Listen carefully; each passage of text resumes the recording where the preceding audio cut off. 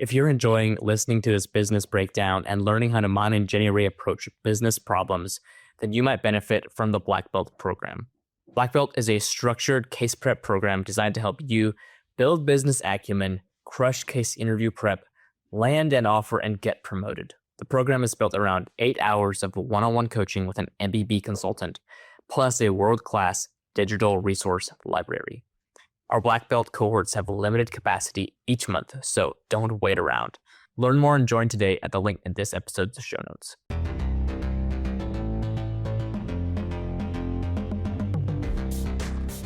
Good morning, good afternoon, everyone. I'm Jenny Ray Roux, the Managing Director of Management Consulted, and I'm really excited today to introduce Adobe to you. You probably know Adobe, but maybe you don't know Adobe, and that's our goal of the session today, is to really get to know this organization, not just from a product standpoint, but more importantly, from a business strategy standpoint. If you were working at Adobe, which by the way, Adobe has an incredibly robust internal consulting practice. If you were working with a company that was advising Adobe, if you were working in an internal role inside a business unit at Adobe, what would you want to be thinking about, talking about, etc.? Our focus for this is to break down this business very quickly and very concisely. And our focus will begin with the key high-level data. Namaan is my colleague is on the call, and he's going to share some insights about Adobe. He'll introduce himself in just a second. Then I'm going to come back and talk a little bit about Adobe's business model. Then we'll talk about key metrics for Adobe, and then finally a few hot takes. With that, I'm going to turn it over to Namaan to walk you through some of the business basics for Adobe. Namaan, welcome. Wonderful. Thanks so much, Jenny Ray. Really excited to be with you today. Everybody, if you don't know me, my name is Namaan. I'm the Chief Operating Officer here at Management Consulted, and I had a lot of fun diving deep into Adobe's business as we were preparing for today's episode. And I think everybody's heard of Adobe, but like Jenny Ray mentioned, you might not know it. So let me give you my one-sentence overview of what Adobe does. They deliver cloud-based solutions to deliver digital experiences and enable digital transformation. And you'll hear Jenny Ray, when she talks about the business model, talk about some of the revenue streams that you'll identify when you look at Adobe's earnings report. But just to, at a very high level, summarize that, they make money off of subscriptions, off of product licensing, and from services. And so those are the three revenue streams that really feed into the P&L that I'm going to break down here for you now. And so Adobe has an annual run rate of about $21.5 billion. By the way, if you go to Adobe's 10K, you'll find all of this information on page 55. So go verify this for yourself, check it out, follow along with us. But you'll find that Adobe's annual revenue is over $21 billion. Gross profit on $21.5 billion was $19.1 billion. That's my kind of margin right there. And so we're gonna break down how Adobe can drive these incredible margins, where this margin is coming from, and how they can continue to experience margin expansion in the years ahead. Now, operating income from that gross margin of about $19 billion was around $6.7 billion.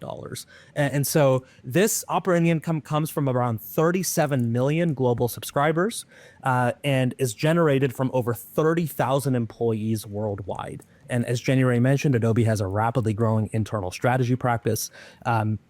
One of the places right now that Adobe is hiring the most, outside of some of these AI engineering and architect roles that we may talk about as we move throughout today's episode as well.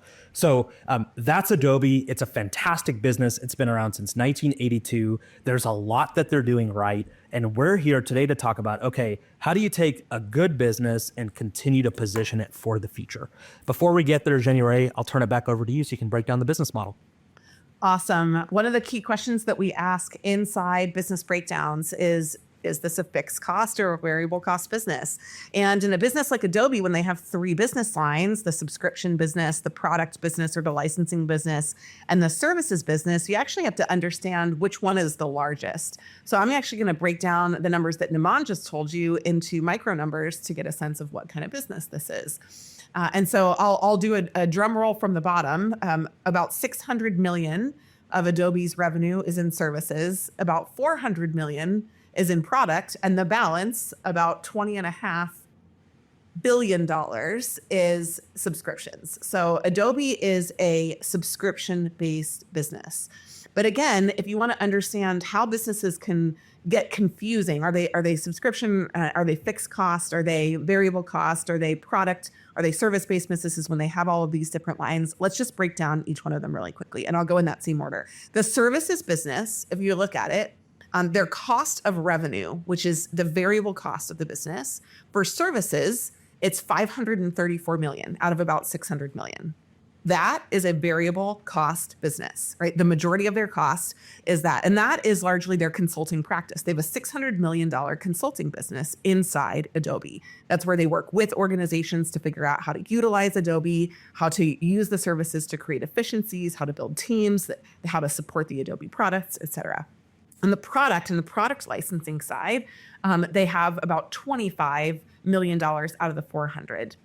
Pretty good margins, but you'll see there that's a fixed cost business, right? The majority of the cost inside that business is not variable cost. In the subscription business, it's not even 10%, right? 20.5 billion and approximately 1.8 billion of that is direct cost. The subscription business is a fixed cost business. The majority of that is not variable cost. It is not directly related to the services and the subscription, both with the high amount of revenue that they have and also with that cost bent is going to define Adobe's business. So Adobe is a fixed cost business. What does this fundamentally mean? It means that when Adobe adds a new customer, it adds minor incremental cost, and their major focus is on having a large user base on which they can maximize revenue. With that, I'm going to turn it over to Namaan to talk about some of the key metrics inside Adobe that helps us understand how they're operating, what they're thinking about, and what you would want to think about if you were prepping for an interview or for a job at Adobe. Wonderful, Jenny Ray. So if the goal is to have a large and growing user base, then the number one metric I think that any SaaS company, software as a service company, needs to be paying attention to is churn. And so the number one metric that I'd be managing to at Adobe, or if I was solving a case interview that had to do with the growth strategy at Adobe, would be subscription churn. And specifically, it would be subscription churn per segment. And so we've already talked about how, right, the digital media part of the business, that subscription side of the business, drives 90% plus of the revenue and an outsized part of the profit for the company. And so when I think about the different customer segments that exist within that business, I think of creative professionals, I think of communicators, so that's marketers, content creators, et cetera. And then I think of the individual consumer. And outside of those three segments, inside of those three segments, I think of creatives and communicators as the highest value segments for Adobe. And one of the reasons that Adobe's been able to grow at the rate it's been able to grow is because it offers these best-in-class tools in a subscription bundle, right? So for these folks to get the 1 to 3 tools that they want, if you want Illustrator or if you want Photoshop or if you want InDesign, you have to pay a higher price mostly to get access to all of them, right? You have to pay to get access to Creative Cloud. And in effect, what this does is it means that the most popular products at Adobe subsidize the least popular products, but they all add value to the bundle. And so why can Adobe get away with this? It's because they focus on offering the most robust tools on the market. And so why should they pay attention to churn and making sure that they're able to keep their customer segments sticky when it comes to Creative Cloud and all these different product offerings that are part of Creative Cloud? Here's why. Acquiring a new customer costs 5 times as more as retaining an existing one. That's number one. Number two, it's been shown that if a SaaS company can increase customer retention by just 5%, it can increase profit by up to 95%. And number three, the success rate of selling to an existing customer is between 60 to 70%. You start marketing to new prospects, that success rate drops to 5 to 20%. So what you want to do if you're Adobe is you don't just want to grow your user base, but you want to increasingly monetize that user base over time. And so how do you increasingly monetize that user base? They've got to stick around so you can continue to pass on price increases to them, so you can continue to add to the bundle and increase the value of the bundle. You want to keep them around so that you can continue to gather product feedback from that user base. For all of these reasons and more, churn is the number one metric that I'd be paying attention to if I was at Adobe. Number two, I'd be paying attention to services growth. So we already talked about how subscriptions are 90% of my revenue. I've got to have my eye on the ball there. But where do I think outsized growth is going to come from Adobe in its next season? I think it's going to be from services. And so the way that I think about services is really it's the digital experience part of the business. So this includes Adobe's Experience Cloud, which is the tool that enterprises use for marketing commerce. So think about, e-commerce companies that need data, they need software, they need analytics tools that enable them to track buyer and user journeys. That's what Adobe's offering primarily through its services business, right? They offer email and other analytics options as well.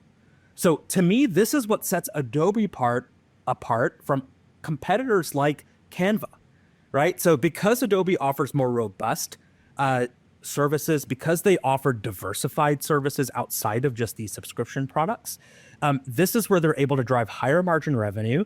They're able to drive contracts where they can increase the value of those contracts faster than they can increase prices on the subscription side. And they're able to leverage their long-term enterprise relationships to deepen the value of those relationships over time. So as every single business in the world looks to undertake a digital transformation or accelerate a digital transformation, this is, in my view, where Adobe's big growth opportunity lies. It's in the services. And then number 3, the thing that I'd be paying attention to at Adobe is actually the implementation of AI tools, right? And I did not want this to be my number 3. I think some of the hype around AI is overblown right now, but I think it's important for Adobe for this reason, right? They don't just have competitors like Canva on the consumer side. They have competitors like Google, Microsoft, and others on the enterprise side. And so Adobe can't afford not to offer AI tools across its design and services portfolios. Why? Because enterprise customers, in my experience, move in a pack, right? Once an exodus starts from one provider to another, it's hard to stop the stampede out, right? And how competitors like Microsoft are selling against companies like Adobe is they are offering bundles across a portfolio of services. So how is Microsoft luring enterprise customers to Azure, its cloud business? It's using its AI tool Copilot as a way to lure people. And then what are those enterprise customers doing? Well, they're thinking, okay, if I move over to Microsoft's cloud business, I might as well move my other spend to Microsoft as well to negotiate better terms. And so this integrated kind of offering that includes some of these AI tools, I think is critical for Adobe to maintain competitiveness with its enterprise rivals. So if I was at Adobe, I'd be thinking about focusing on tools that really enable customers in the digital experience side of the business, the services side of the business, to gain faster and better insights. I think this is going to be mission critical for Adobe moving forward. Those are my 3 things I'd be managing to. January, how about you? Hey, Strategy Simplified, are you ready to land your dream consulting or corporate strategy job? On the Management Consultant job board, we've made it easier than ever to do just that. Create your free job seeker profile today and instantly unlock access to hundreds of top-tier job opportunities, all at no cost to you. Don't wait. Start your journey towards your dream career now through the Management Consultant job board. Your future in consulting is just one click away. Find the link to create your job seeker profile at the link in this episode's show notes.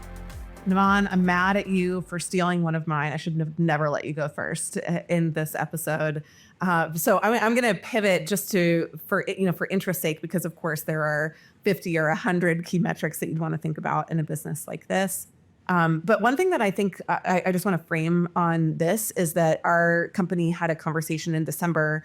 We had an event called Defend the Spend, when everybody had to bring what they are spending money on from an enterprise or a SaaS perspective. And they had to not just explain what they're using it for, but why it was necessary for the business. And the seed of this episode actually came out of that conversation, because we at the time used both Adobe and Canva.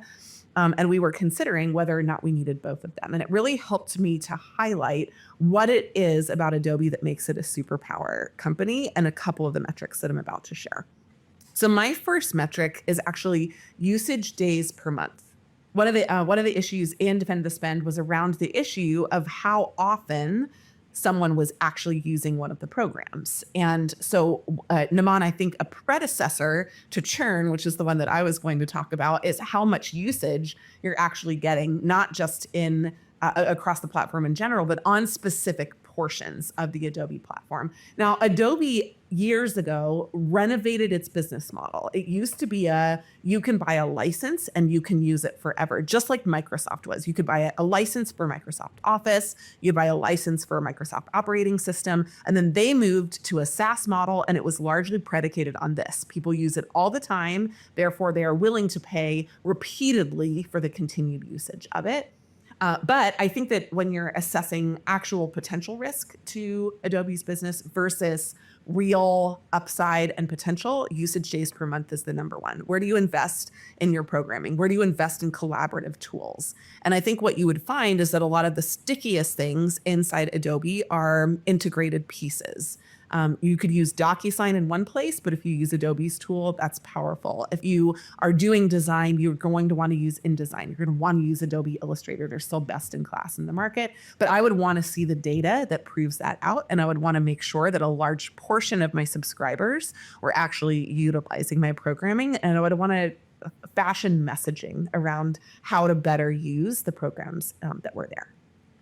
The second metric that I recommended looking at was fixed cost as a percentage of revenue. One of the things that's very interesting about competitors like Canva or other design programs in the market is that they have an increase in the features that are available, largely sourced from a creator pool. Adobe has fewer of these. And so what Canva has done to manage that is that they actually keep a royalty pool as a percentage of their total revenue. But if Adobe doesn't have those systems in place, I would be concerned that they would think about adding value to the platform, and that would add extravagant cost and then actually really eat into their margins. So you'd have to be very calculated about the way that you manage that fixed cost as a percentage of revenue. That subscription business is such high margin right now on the variable side, but you could really bloat your fixed costs in order to support it. So I'd be super concerned about that. The third one that I would be interested in is actually price sensitivity. My expectation is that Adobe is actually underpricing their products right now based on the value that they offer to their markets. And you can grow revenue in one of two ways. You can grow subscriber usage, which will almost always be the number one metric for a fixed cost business like this one. But also, as Microsoft has proven, you can take price and you can take it pretty consistently. And if you're able to do that, you can really substantially grow revenues and add value to your overall platform. So when they're thinking about investments, I suspect that Adobe has more price taking capabilities than they're taking right now. So I would want to do some tests on price sensitivity for both adoption and in the churn process to verify whether or not we were actually at optimal pricing right now. Those are the three metrics that I would look at. Namaan, back to you for a couple hot takes. Yeah, I love it, Jenny Ray. So for me, if I'm Adobe, I would stay away from the temptation to democratize design, right? I think what a lot of what's happening in the space right now is the addition of AI and other kind of automated types of tools that make the design, the editing, the coloring process easier. And I think there's space for that with Adobe's consumer, like core customer. But I think that they risk going too far and turning into a competitor like Canva, which is not what their core customer is looking for, right? Their core customer is looking for a robust set of tools that are built for professionals, not necessarily a set of tools that makes that dumbs down like this highly specialized process. And so I think that one of the temptations and a conversation that's probably been happening inside of Adobe recently is, okay, right, how do we grow our user base? Well, let's make it easier for everybody to become a designer. Let's make it easier for everybody to become an editor, right? And I think what I would be thinking about is, how do I double down on my core customer? And then how do I make Adobe the place for people who actually know what they're doing? I think that's the kind of like brand moat that's sustainable. I think that's where you're able to drive some of that pricing power, Jenny Ray, that you're talking about. And that's how you're able to really understand what it is that your core customer wants. Make Adobe the platform for professionals, not the platform for everybody. That would be, I think, my hot take in terms of how I'd be thinking about brand positioning here over the next 12 to 36 months. Namaan, the spoiler alert for this is that our company actually decided to terminate our contract with Adobe, and we are solely moving over to Canva. I want to just support what you said. We are not their customer. I think that is fundamentally what ended up happening. If we were, the following would have happened. This would be the innovation that I would make, just to double down on what you're saying. We would have loved potentially to have access to a high quality designer that we could have had as a fractional designer. When we do design, it is completely separate from Adobe. Those designers are using Adobe, but we're not finding them through Adobe right now. And so if there were a way to create more stickiness on the platform, because people that we were using required us to have an Adobe Cloud, if we were able to expand onto their team, I think there would have been a very different business use case for this. But we are fine in the digital space with a good enough design model, and we were therefore a Canva customer. So adding on to the services business, but really providing that platform for designers to gain more business, bringing more designers into the platform and into the ecosystem, creating real stickiness in the way that they manage their agencies as well as the way that they manage their individual projects, I think could be a really powerful growth unlock for Adobe as well. So yeah. Absolutely. Well, we'll wrap this up. If you've got questions about Adobe as a business, I just want to say it was really impressive to take a look at their business. It's kind of startling how much people are in general willing to spend on these services. And also, it's really, really valuable to piece apart the parts of Adobe that really have no peer in the space. And I'd really encourage you to look at that, not just at the surface level of where the competition is going in the market as a whole. This is a great example of a fast growing market in which Adobe actually has a continued advantage because of some of its peerless pieces of the business. And so you could get startled into thinking like Adobe will be gone in 4 or 5 years. I'm sure that people at Adobe are waking up worried about that too, but I see a lot of growth potential in a long future for Adobe. Amazing. All right. Thank you so much, Jenny Ray and Namaan. So we've got about 4 minutes for questions. So 2 ways you can do that. Number one is just to type it into the chat, whether you're on Zoom or over on LinkedIn or YouTube, etc. Just type those in the chat.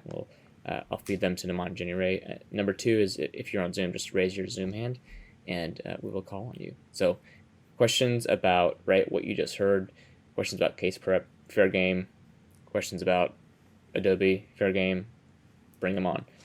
So first question here from YouTube. Shout out YouTube, was how do you find the all this information on the financials of these companies, right? Do you just Google it? Do you have to be an investor? How do you get all this information? Neither I are investors in Adobe. We probably should have disclaimed that at the beginning, right? So we're not hyping Adobe so that you go buy stock. That's not the reason that we're doing this. We use public information, and we actually almost always start with a industry overview written by someone in the banking space. Then we move to the 10K itself to bring facts to the story, and then we go back to comparison. So my research process for this in general took me under 30 minutes. And that's exactly what I did. I looked at a bank report. I think mine was maybe Credit Suisse. It was looking at Adobe. It was a pretty high level summary. Then I went and I looked at the 10K, saw the services breakdown, and we'll link to all of this in our episode. So if you're not registered on YouTube, or if you're not registered as a subscriber on our podcast, please do that, because we'll have all the links for you in there. And then after that, I went back and I looked. I actually was like, why should I buy? I thought about it from a customer perspective. Why should I buy Adobe versus Canva? And I was able to find some really clear reasons why Adobe is differentiated and powerful in the design space, just as Namaan mentioned. Namaan, anything different that you did here? Yeah, I just want to clarify, when you say bank reports, I think what you're talking about is analyst reports, right? Correct. Yes. So banks have analysts that are covering sectors and covering companies. That's all they do all year round. And so they're putting that their analysis out for the public to consume, right? So that you will invest in a particular stock, right? Through that particular financial institution. So analyst reports are what we're actually talking about. That's number one. And then number two, I think what I like to do beyond looking at business from a customer perspective is compare in my own mind the business I'm looking at to other businesses I know better, right? And start to think about, okay, like, oh, there's a part of our business that was software as a service, right? What did I think about when I was managing that part of the business? Or, you know what, Adobe reminds me of Microsoft. What do I know about Microsoft? Let me start with a hypothesis and then go really pursue it a little bit and see if I can confirm or disprove some of what I'm thinking. So I think a part of this process, like to be able to break down a business fast, you have to be willing to be wrong. And so like come with a point of view. What do you think about the business? Then go confirm or disprove it. And that will get you in the right path much faster. Awesome. Thank you both. Oh, we got one more question. Mark here over on Zoom. Hey, Mark, thanks for joining. He just has a comment here. He says that Adobe almost offers too many things, too many tools. They have like 4 to 5 tools that do like almost the same thing, and they could potentially reduce the number of tools to make it a little bit more simple. Namaan, do you have any like perspective or insights you would add to Mark's comment here? I do, Mark. So I personally agree with you, but I'm not their customer. And my guess is you're not their customer either. Right. So like when you're like more like of a professional designer, editor, I don't even know the right language. Right. But like when you're in that professional segment, you're not cool enough, Namaan. You're not cool enough. I'm definitely not hipster enough. Right. And so I think that there are nuances between InDesign, between Photoshop, between Illustrator that I'm not in the space enough to know. But there's a reason that those exist. Right. And so that there's a value proposition for the advanced user that exists that I think makes the case for an enterprise license easier to make, because there are different functions inside of an organization that can use those different types of software. And it, I think, also is easier for the individual designer, consumer, or agency to subscribe to Creative Cloud as well, because they're able to kind of do the nuanced type of work that they need to do with one subscription, with one suite of products, instead of having to go 4 different places to find like some of the features that they'd be looking for. That's the way that I'm thinking about why some of their products don't seem to be differentiated. And that's why I think they still exist. I'll just tag one last thing onto this before we move on. When I was at Bain, one of the things that I always found incredibly interesting is that there would be the things that someone offered versus the reasons that people buy. They were not necessarily the same. And so the reasons that people buy Adobe, that is part of their services business, that their role is to basically have a pulse on that 100% of the time. Every moment that they wake is to understand why people are buying and why people are staying with them and why they're not leaving. And if they're leaving, why they're leaving, and filling in those gaps. And so sometimes what they offer is part of the reason that they buy. And so it's possible that there's one ancillary use case for one person that helps get it over the edge. But again, I would go back to my usage metrics. When they're building out programs, they're going to think about that differently than why someone buys. All right. And I've linked to Adobe's 10K annual report here in the chat and on all platforms. And so please go check that out. Kind of go to page 55 and you'll kind of find some of these raw numbers.